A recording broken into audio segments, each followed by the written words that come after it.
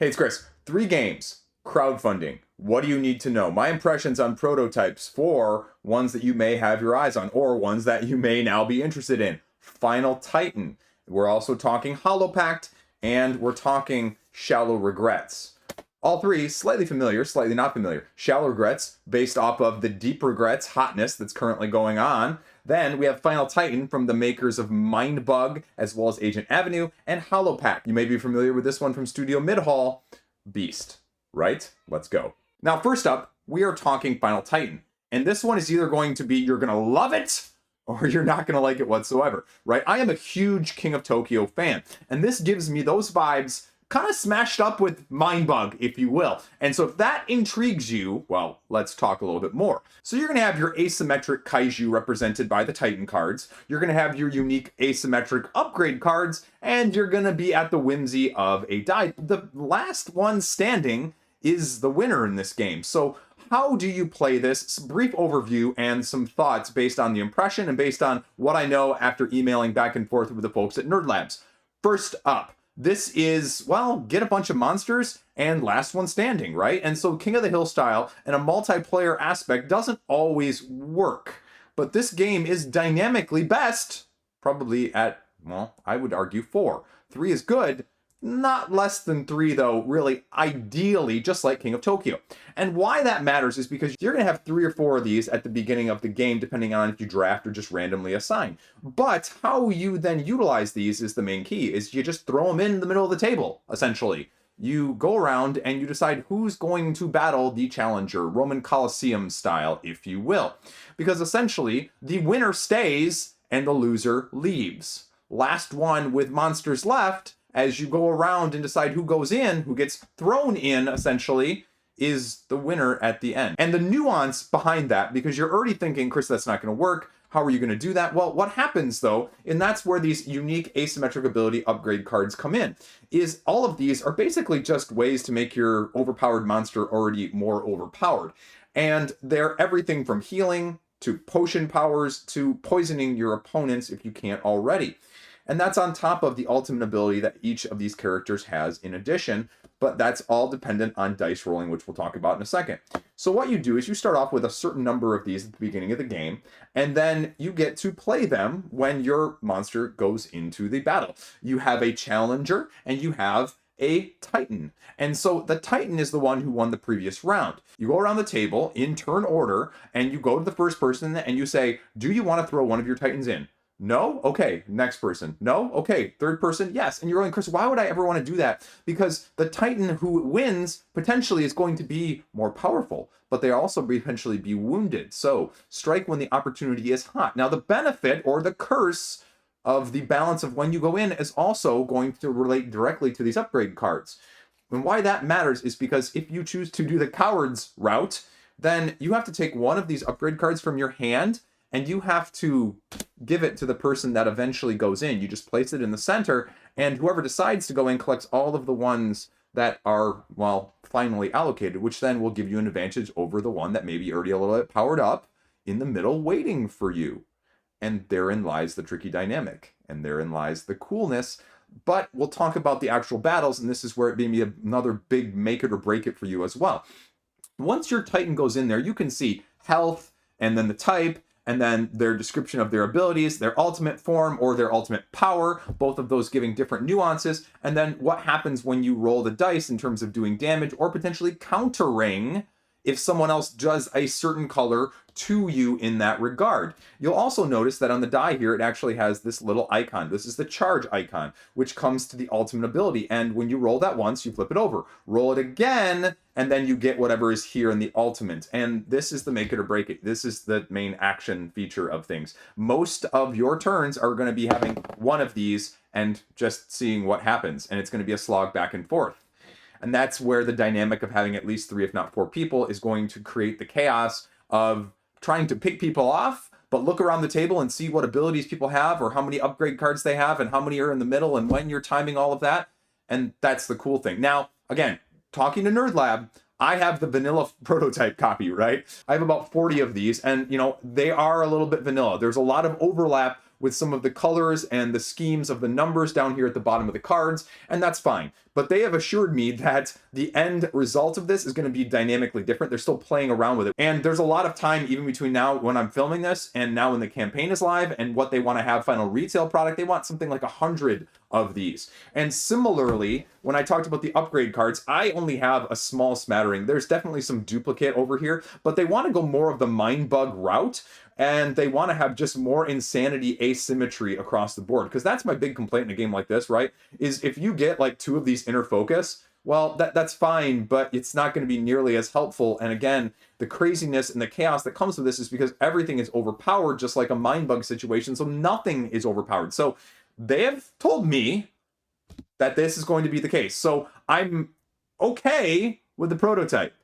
But if they can fulfill and flesh this out in terms of just giving me more of this craziness, and there's some examples from Alex from Nerd Lab Games was telling me about of the variation of manipulating this and manipulating these and just the craziness that's going to come in all these powers, because again, okay, well, just drain 6 life, gain a power token, take another action, ultimate form, counter this and do damage. So again, like just some of the prototype stuff that's on here isn't quite the variety that you see, but there is smatterings of it that makes me, well, very much like Mindbug, of the sense that right now I was like, meh, got some clarifications from them, got some more explanation of what they're actually expecting prototype, because again, this prototype is about 3 months old at the time of me filming this, and they've already sent me updates, they've already said this is what we're doing, here's some rulebook clarifications.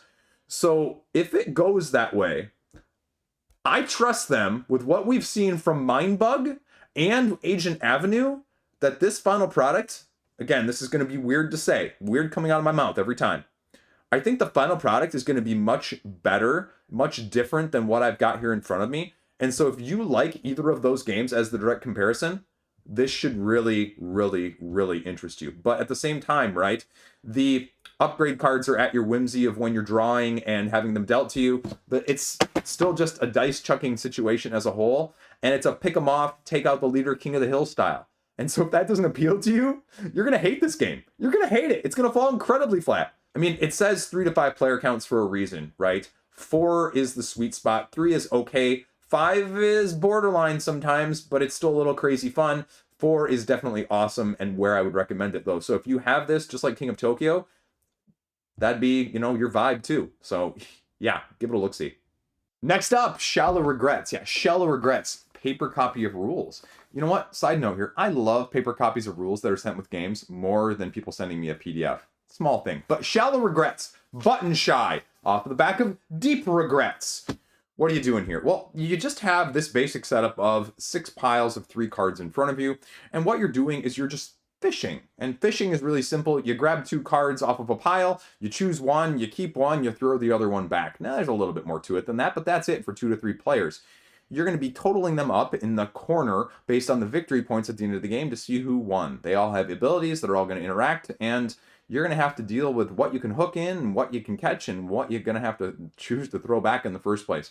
And so the main gist of it is that there are 3 different types of fish. You've got the shallow, the middle, and the deep. And so that's going to be reflected based on the colors on the back of this image. As you can see, shallow having less of the deep water, deep dark blue there, then middle, and then really deep. And so all you're doing then on your turn is you're deciding which of these piles to draw from and grabbing 2 of them. Now, it gives you a little bit of a hint here at the bottom of the card, and it says exactly what to expect in terms of the strength you're going to need to hook or to catch any fish. And so, for example, at the start of the game, you start with 0 hooks. So we flip this one over just for example, and what you can see on this card is you're going to see that's the victory points at the end of the game. This is how many hooks it actually takes to catch it, and then this is how many hooks it gives you later on, and the special ability down here at the bottom as well. Special abilities are one-time use. You tap them, and then unless you have some way to untap them, they stay tapped the rest of the game. And so that's what you're going to be dealing with. Now, on your turn, then you take, say, this pile. And so at the bottom, you can see that it tells me this is how many hooks it's needed potentially. So I take one here, and then I take another. I flip them over. I see I have a stingray and a barracuda. They're each going to give me 1 hook. They're not going to give me any cost to get them. And then this one allows me to exhaust the fish controlled by another player. So tapping them and not being able to use their ability then. and then removing a 0 difficulty fish from the game altogether. So if somebody has a 0 difficulty, but it's getting them points, it allows me to manipulate. I choose one of these, I take the Barracuda, now I have to place this one back down, and I cannot place this onto any shallow unless there's like all shallow, because then at the beginning of the game, you would run into the situation of never being able to get a card. So I get to choose then, if there's any empty, you place it then, and then you place it on any non-shallow. So we just place it right back there. Now you can draw 2 cards, like I mentioned. Now you don't have to draw them as I did there though, from the same pile. So you could draw this one, and that's why some of those shallow ones have to remain face up. And if you want to use any of these abilities like the Barracuda, you actually have to use this before you go fishing. Right? This is it. This is the whole game. This is everything that you need to see here. It's 18 cards that I have sitting in front of me. Pros, cons. I mean, pros really quickly. Pros, it's not really that, well, deep. It is shallow. Cons, it's not that satisfying. Some of these abilities are fine. They allow for a lot of manipulation of yours and other people's, but I don't think there's enough variety to make me want to go back to this one a ton. Now, Button Shy always gives a little mini expansion, so if this had a mini expansion or two and was directly incorporated into this just to give it more, I don't want to meta this game, and I want to have a little bit more variability, so it's not just going to become an optimization puzzle after I've played it, half a dozen times with my wife.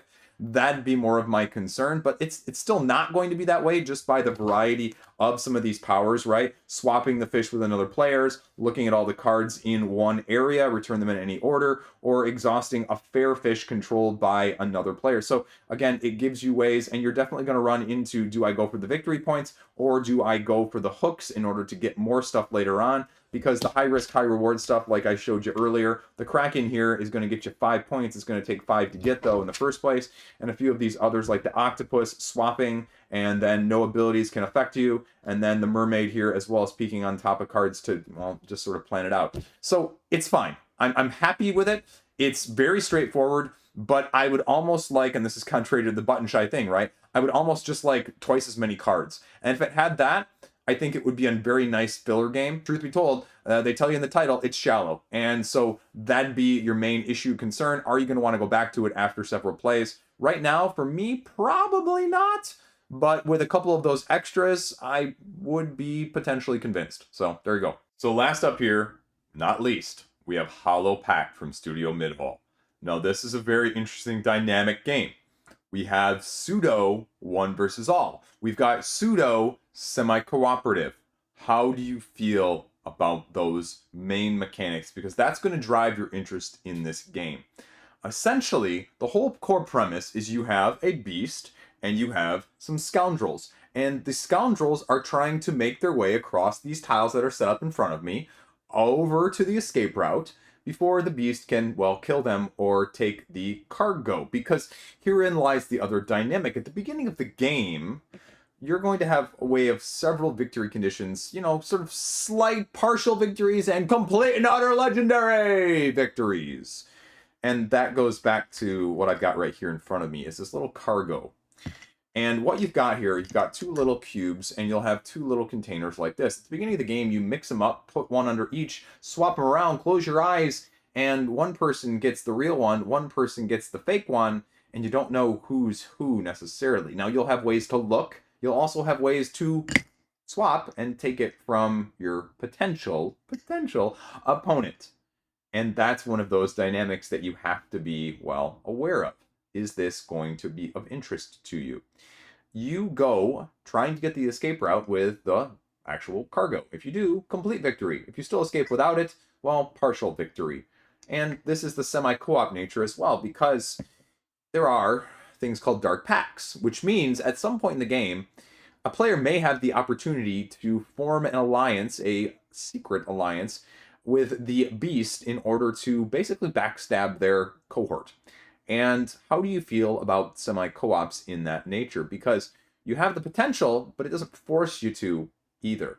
Now, this game is driven by a card play style stamina system, a multi-use card system, if you will, and multiple ways of gathering and utilizing your moves, your actions on a turn-by-turn basis. These are represented by the actual deed cards right here. And these deed cards basically give you the double use that I was just mentioning. The top part giving you in the white here that you can see that the Scoundrel gets to use. The bottom, because you're all drawing from the same deck at the end of the round, the Beast. And so you can start to see the dynamics. This cost is represented in the upper left-hand corner in stamina, and the pleading or the spirit amount, which we'll talk about in a second, is represented right next to that. You can have up to 6 of these in your hand on a turn. And therein lies the dilemma, is the stamina use. The individual Scoundrels here will have 3 stamina to start with and 4 health, because the Beast is going to be going around not only trying to get the cargo, but just trying to kill them. Because if they can kill them, they can win too. Or if you can't ever get your preferred, choose an escape route, because as you'll see in front of me below right now, I've got tiles set up, 1 and 2. Now I've got 2 tiles set up there, and we'll talk about what the other tiles look like in a second, because really what you're going to be actually having is 3 in a row, and you're going to be having to navigate across them and through them in order to get to the escape route, because you can't see it fully in front of you right now, but I have the village, which is the one right closest to me. Then you can see the inner city. Then following that, I actually have outskirts, which again is another tile set. And then finally, you have the escape route. And you're going to be having to actually manage to get through all of these in a relatively tight manner in terms of navigating, mitigating, action selection, as well as the cooperative element of things, because there is a cooperative element of things that you're going to have to do. Otherwise, neither of you is going to win, and the Beast is absolutely going to destroy you in the first place.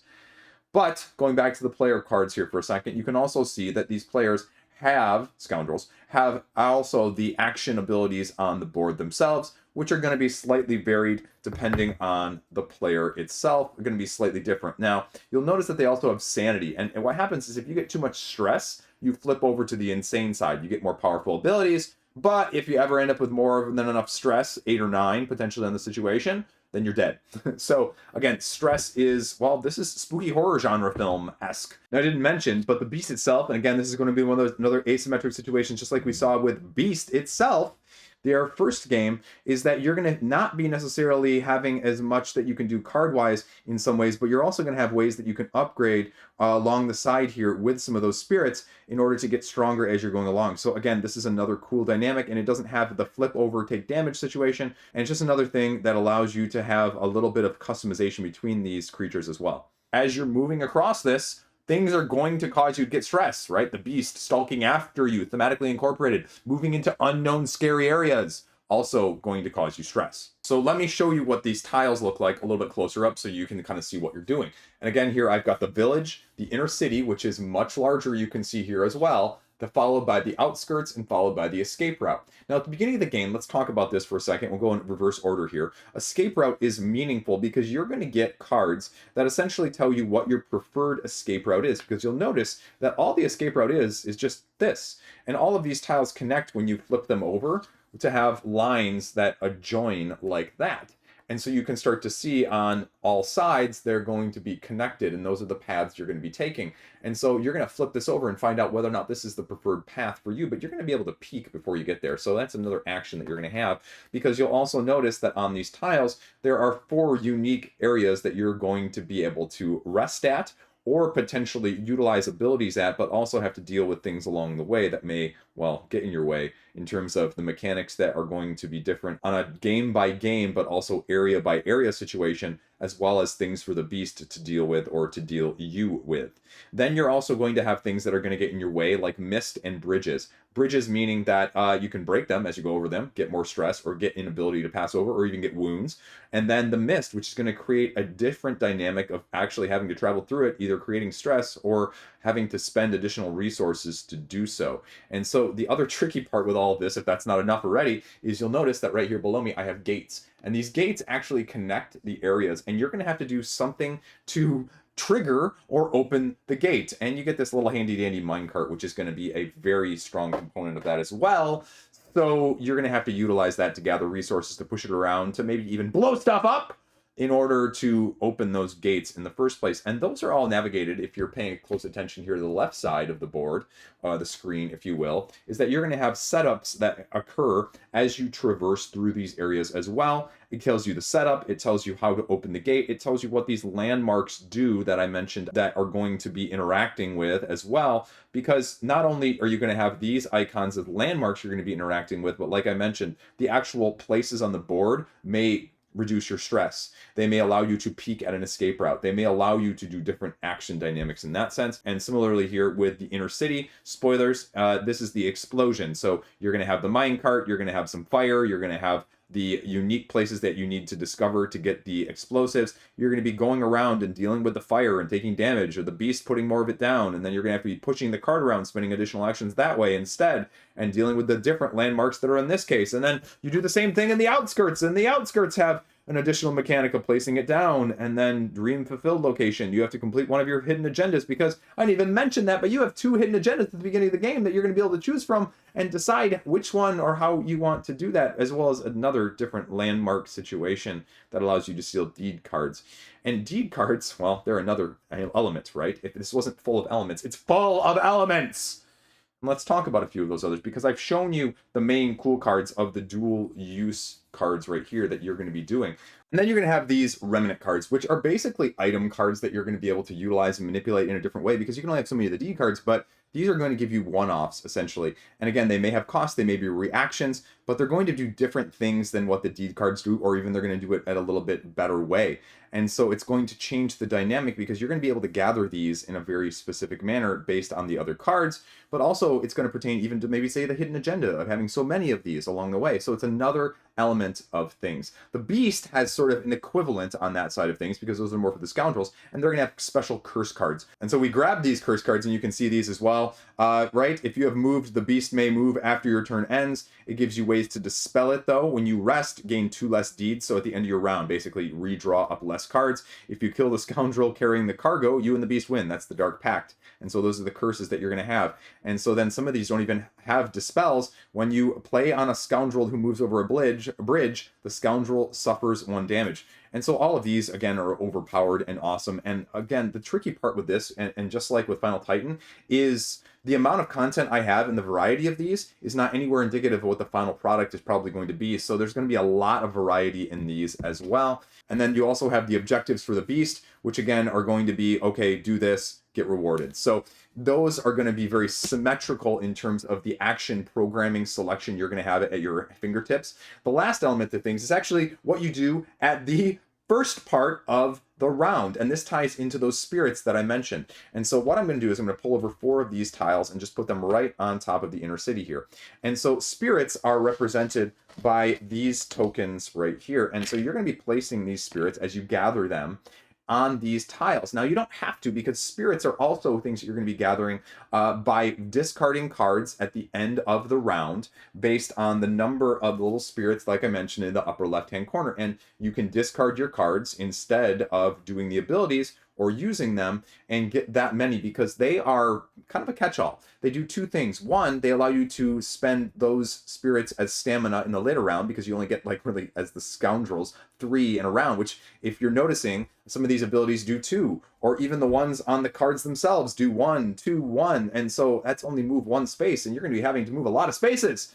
So that is something you're going to have to deal with. Also, if you don't use your stamina, you actually get them as spirits, so you can carry them over in a way. But then the spirits themselves can be used in all those actions I just mentioned, or you can place them on these 4 tiles. And if you have the most on any of these 4 tiles at the beginning of the round, because at the beginning of the round this triggers, you get to do what it says. And again, you'll notice the double layered nature of these tiles as well. There is the top, scavenging a remnant, deed and spirit, move and spirit, remove a stress, or the bottom, the beast, dealing damage, moving in stress, move in spirits, curse and deed. And so your tension of, well, I see that this player is really going for this one. So do I want to stop them from getting that? Or do I want to go over and get my own, and you can allocate them however you want?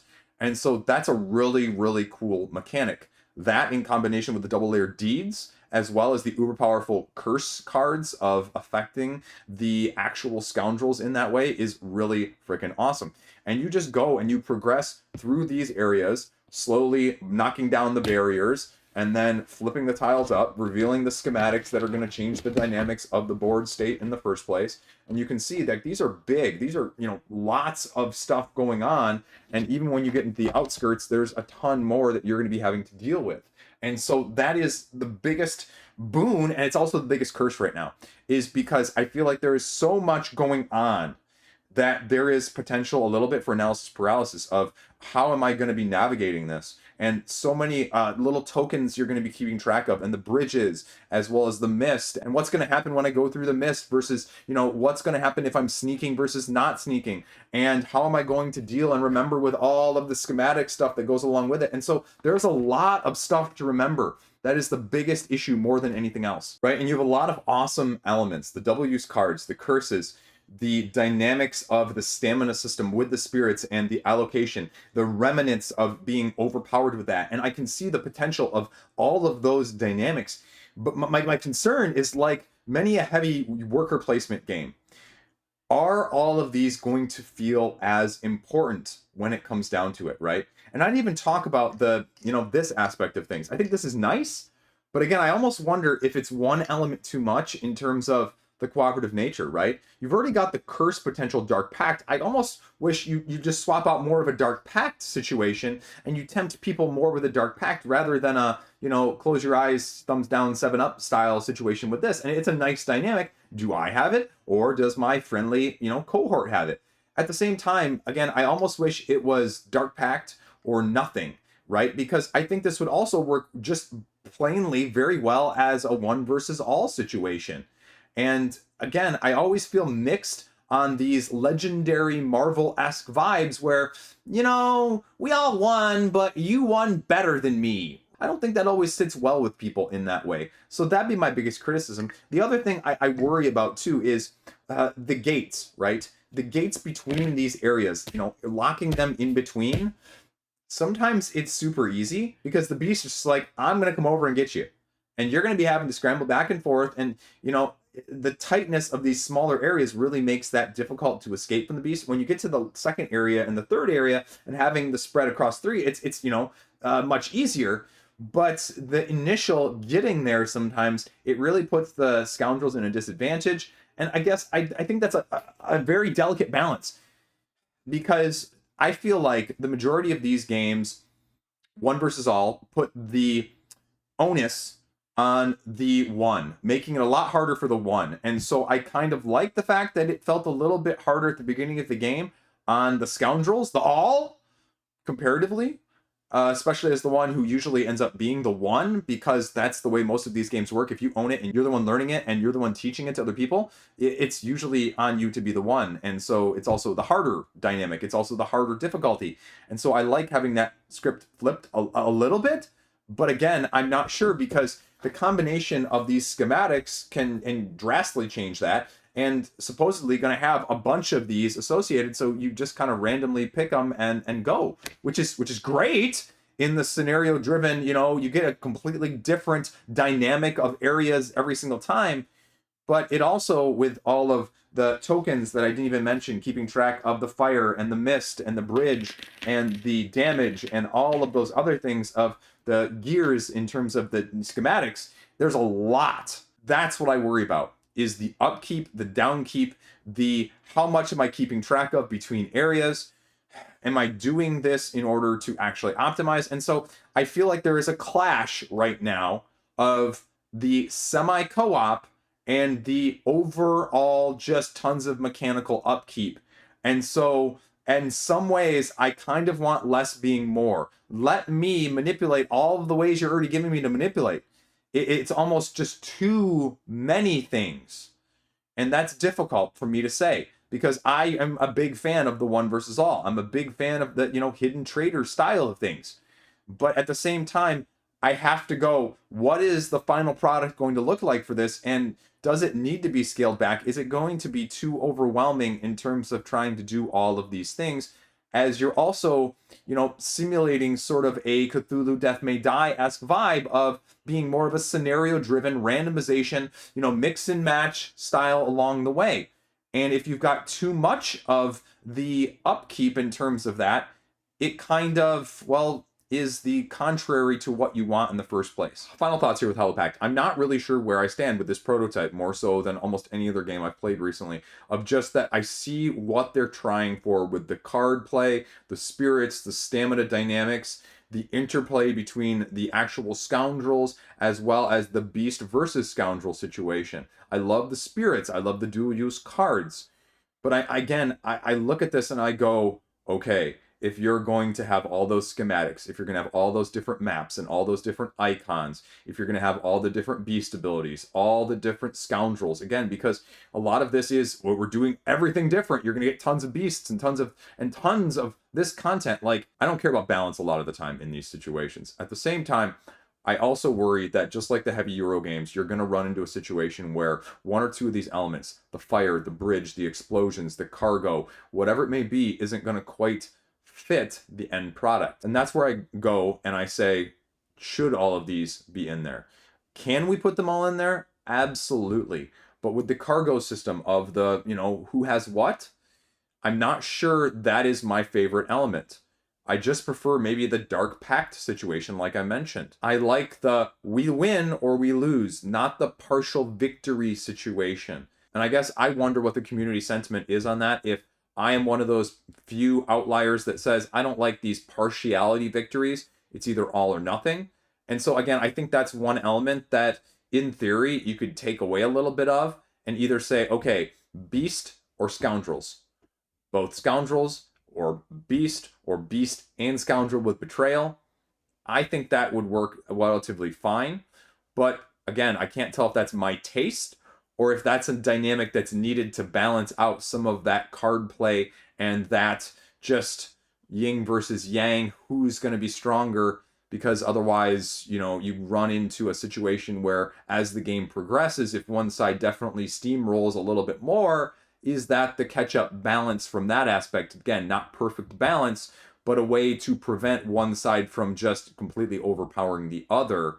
And so again, it's one of those where a prototype doesn't really illustrate that with all of the other changing and shifting dynamics that you're going to potentially be offering. And so again, it's kind of one of those huge high risk, high reward potential situations that I go, wow, this could be, but I'm not sure with what I have just with the limited aspects of this. The rules overhead is relatively straightforward, but the token upkeep, again, is going to be the when do I do this, the sneaking, the burning, the bridging, the pushing, the shoving, the, when do I get to swap, and, that sort of thing could slow it down a little bit in a game that you really want to have snappy turns because the stamina is so limited in theory that it should be that way, but could it have that slowdown as well? So there you go. Final thoughts. Thank you for sending it to me. Have a great freaking fantastic day. Let me know comments, questions, concerns, anything else down below. Hit me up. Subscribe. Peace out. See you later.